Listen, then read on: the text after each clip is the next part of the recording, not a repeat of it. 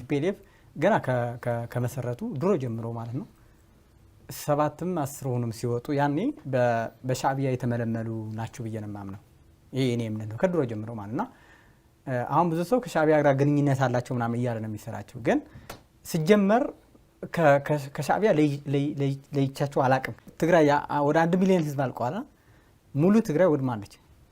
ለዚህ ሁሉ ውድመት የጦርነት ውሳኔ ከኢትዮጵያ ተነጥላ ብቻዋን ምርጫ እንድታደርግ ከኢትዮጵያ ተነጥላ ፖለቲካ እንቅስቃሴ እንድታደርግ መጨረሻ 360 ዲግሪ ተከባ ለዚህ ሁሉ ችግርና መስቀልቀል ውስጥ እንድትገባ ያደረገባት በ3-4 ሰዎች ውሳኔ ነበር ከዚህ በፊት ማለት ነው። ቲፒኤልኤፍ አሁን የምናያቸው ሰዎች ምንም ግብ የላቸውም እዚህ ጋር ያሉ ማለት ነው። የሻዕቢያ አቋም ምንድነው ነው? የመጀመሪያው የሻዕቢያ አቋም አንድ ነገር አላቸው። ትግራይን የመጀመሪያ ትግራይ ወደ ኤርትራ ማጠቃለል ይፈልጋሉ። ይሄ አቋማቸው ነው። የሻዕቢያ አቋም ነው።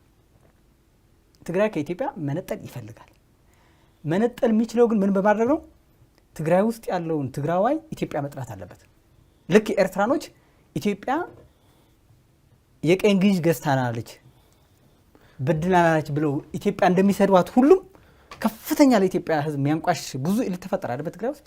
ይህ ስራ ማንም የሚያስፈጽመው ቲፒኤልኤፍ ከውስጡ ነው የሚያስፈጽመው።